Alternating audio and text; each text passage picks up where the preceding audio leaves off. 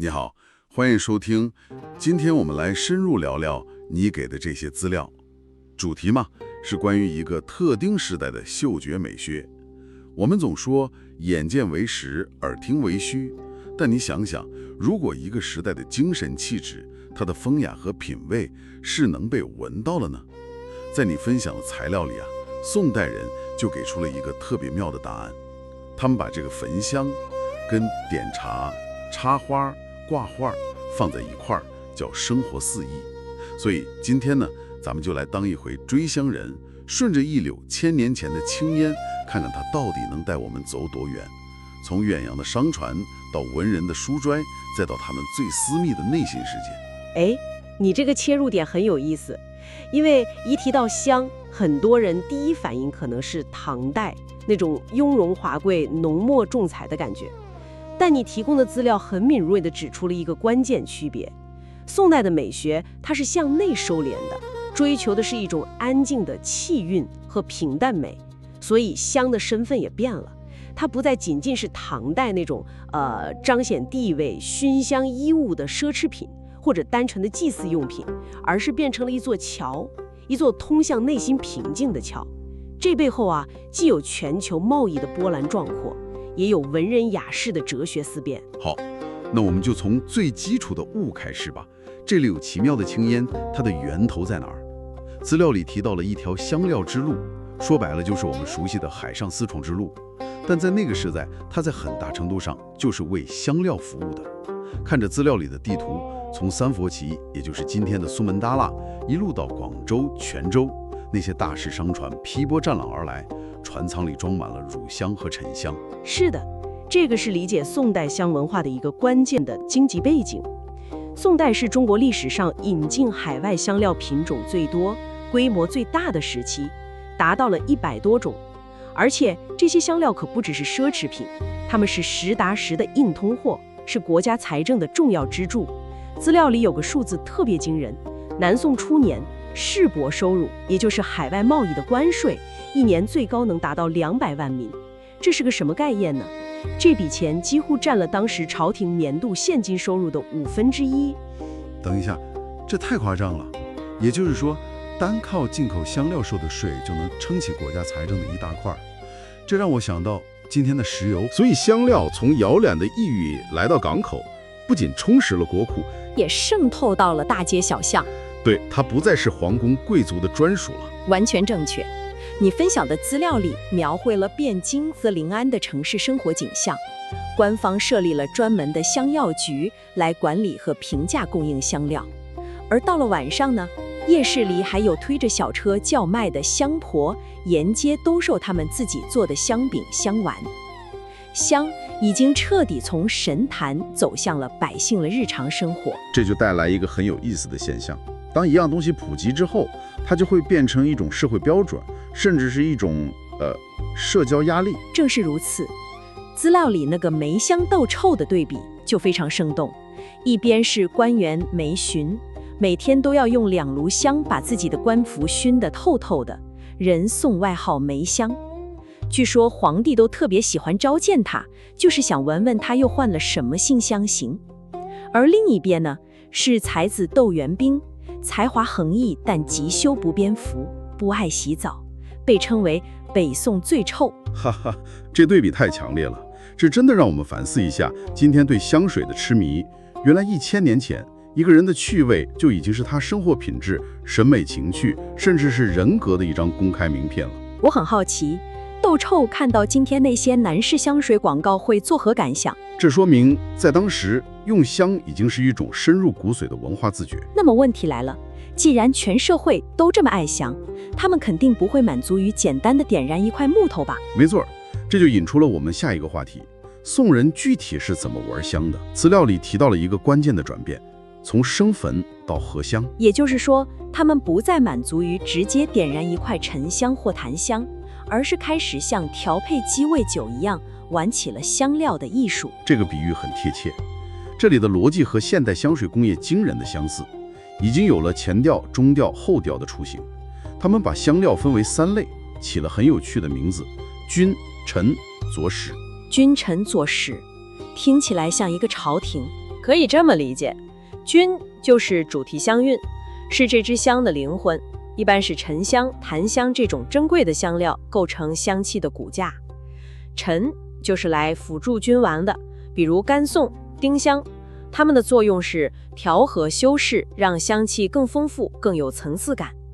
最后是佐使，负责激发和稳定香气，比如龙脑，也就是冰片儿，它极易挥发，能像一个扩音器一样把其他香料的香气提振起来。而甲香、龙涎香这些动物性香料呢，则能起到定香的作用，让香气更悠长、更持久。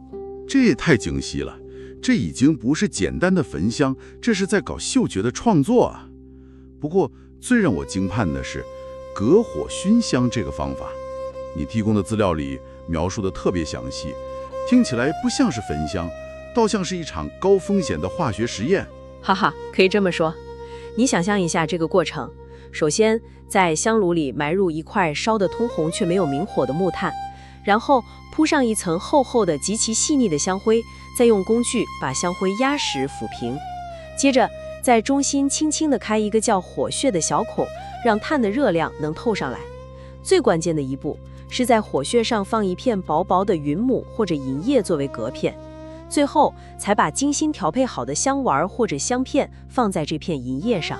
明白了，所以这根本不是在烧香，而是在烤香，对，或者说是熏香，就像一个为香料定制的超级精确的微型慢炖锅，目的就是为了避免明火和烟气。完全正确。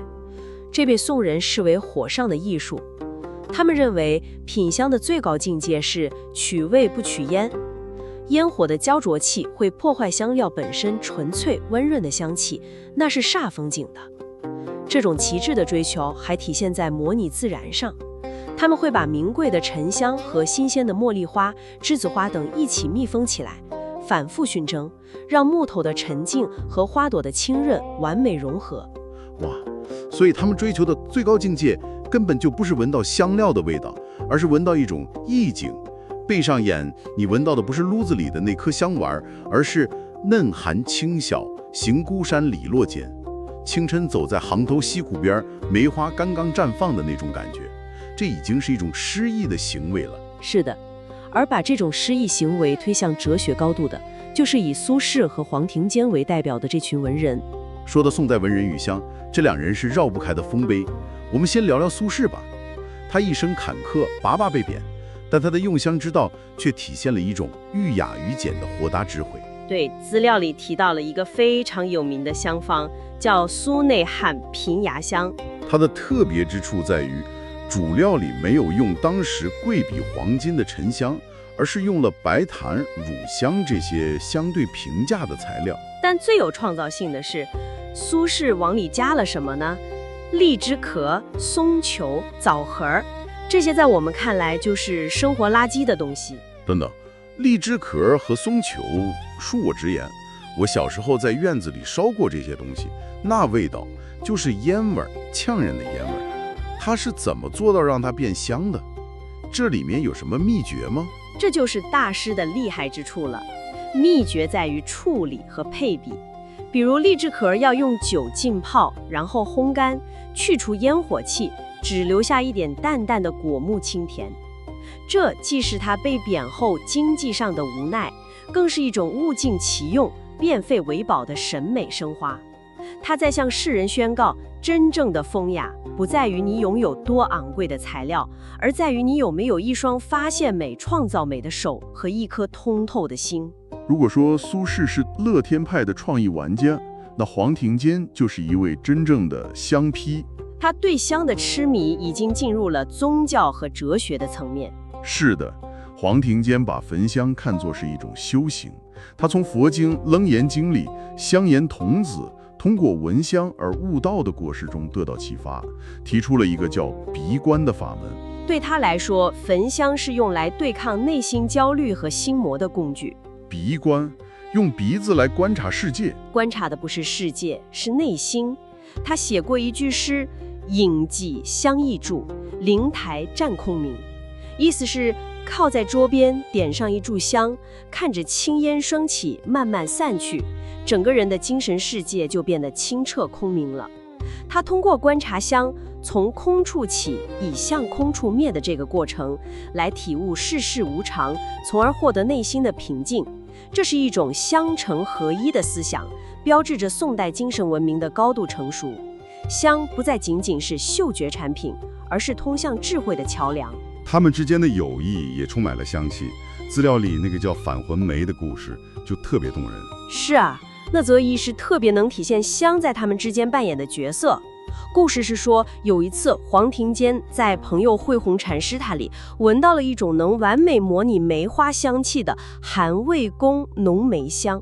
他一问，得知这香方是苏轼的独门秘方。朋友就开玩笑说，你跟苏轼关系那么好，他居然藏私没送给你。黄庭坚就笑着说，下次见到他，我一定得找他理论一下。他还即兴建议，别叫浓梅香了，太普通，应该改名叫返魂梅，仿佛能把梅花的灵魂从遥远的地方招回来，这才更显风雅。这太美了，这说明香在他们之间已经是一种心照不宣的芬芳契约。它不只是一个物品，更是交流才情、分享志趣，甚至朋友间开玩笑的媒介。好了，有了这么精妙的香，有了这么深刻的哲学，总得有配得上它的器物吧？你不能把返魂梅这么有格调的香随便放在一个粗瓷碗里。当然，所以宋代的香炉也经历了一场审美革命，主流从唐代的那种金光闪闪的金银器，转向了温润如玉的陶器器。这背后是宋代金石学的兴起，文人们开始对商周时代的青铜礼器产生浓厚的兴趣，掀起了一股复古风潮。所以我们能在资料里看到很多仿古造型的香炉，比如那个龙泉窑的青釉格式炉，造型就是模仿上古的青铜炊具格，3条腿，肚子圆滚滚的，非常古朴庄重。对，但宋代高明的地方在于，它不是简单的模仿，它的造型是复古的，但釉色却是当时最流行的粉青色，像玉一样温润，而且炉身上还有几条凸起的出金纹饰，完美的把上古青铜器的厚重感和宋代陶器的温润感结合在了一起，这体现了宋人极高的审美整合能力。除了这种高冷的复古风，资料里还有很多生动有趣的仿生造型，比如那个酸泥炉。酸泥是传说中喜欢烟火的瑞兽，有点像狮子，把香炉设计成它的样子，烟正好从它张开的口中吐出，既威严又生动。还有更生活化的，比如鸭炉和鸳鸯炉，这种造型通常用于卧室。资料里描绘了一幅非常美的画面，在一个寒冷的冬夜，卧床围，听极雪，窗外大雪纷飞，你躺在温暖的被窝里，旁边一只俯卧的鸭形香炉，曲项昂头，正缓缓吐出一缕暖香。这种把自然主义和生活情绪揉入日常器物的设计，正是宋代美学的核心精神。它的旅程真的太奇妙了，它始于万里之外的海上贸易，成为国家经济的命脉，然后走入市井，定义了社会的交往礼仪和品味，接着在文人手中，经过精妙的调和与仪式，成为了一种艺术创作。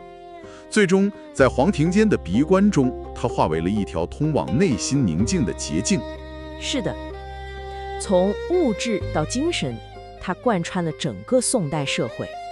而且资料最后还提到了一个非常有意思的流传，宋代的焚香文化，包括我们今天谈到的香具、香方和香禅合一的思想，在南宋时期通过频繁的文化交流，大量传入日本，并最终演变成了我们今天所知的日本香道。这就为你留下一个可以继续探索的问题：当一种精致的文化穿越时空和地域，会发生什么样的演变？宋人追求的闲适与意趣，在日本的道中，哪些被保留了，又哪些被重塑了？或许大宋的那一缕清香从未真正散去，只是以另一种形式继续存在于东方的某个角落，等待我们去重新发现。